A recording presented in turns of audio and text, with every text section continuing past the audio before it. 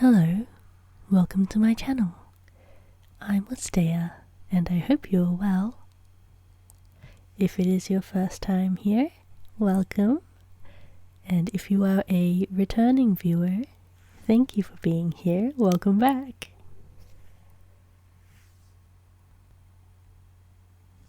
Last night, I fell asleep after many hours spent listening to a busy road with cars honking, tires screeching, sirens blaring. In the distance, there were people shouting, the voices were echoing through the night, and the words were sometimes discernible, but usually not. Above me, I heard occasional stomping and scraping. I hope not for nefarious reasons, but all in all, it was a noisy evening, and it is what I have grown used to. For many years, through varying stages of my life, people have asked about my future. What do you want to be? What do you want to do? Where do you want to live? Questions like those. My answer has more or less remained the same. I don't know. And while I had noticed their reactions at the time, it didn't matter to me what they thought, because I hadn't considered it. Then there was a point where I started to wonder if I should have cared about what those people thought about me having no goals for the future. When I started to think more about it, I started to care, then worry about the opinions. Does not knowing what I want, does not having a goal or plans to reach a goal mean I am or will be a failure? Does it make me any less than someone who has an idea of what they want in the future?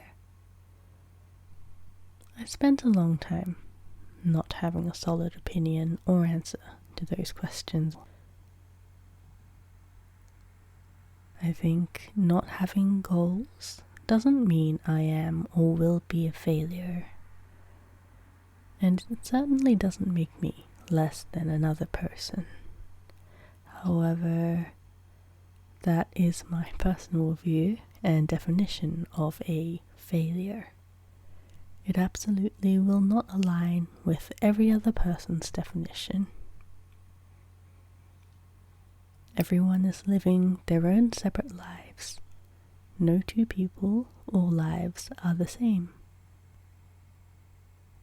In the chance that another person's life might seem similar to yours, whether it be through their experiences or the events that have occurred, the difference is that they are their own self, mentally, physically, and spiritually, if they believe in such.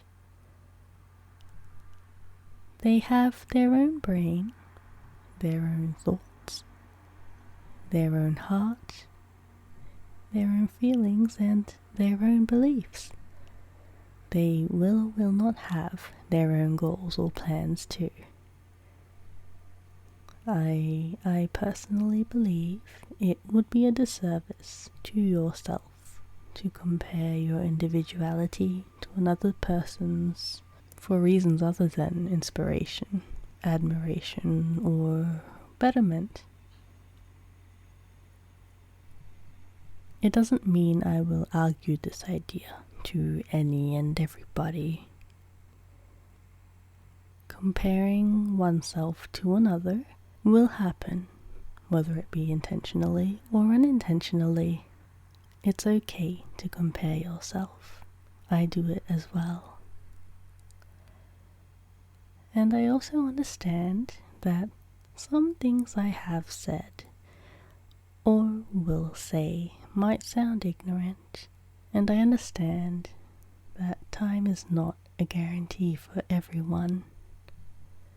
But please, if you are willing to try, take your time As in, try to accept and bask in what is happening around you.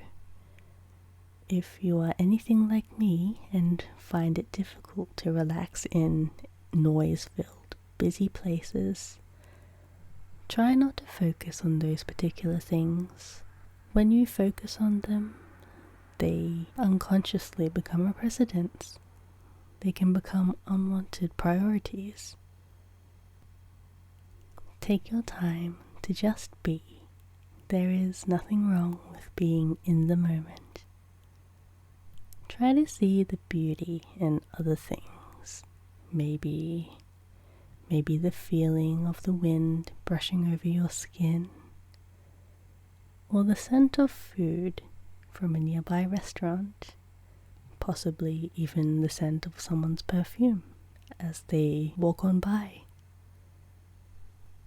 I tend to focus on minute details, like patterns of tiles or pavements, cracks on concrete, even weaves of fabric on clothing.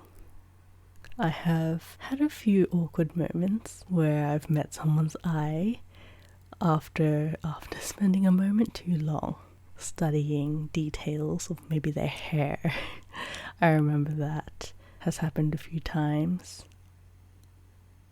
I'm glad to be able to see what I can, especially as someone who is more creatively inclined.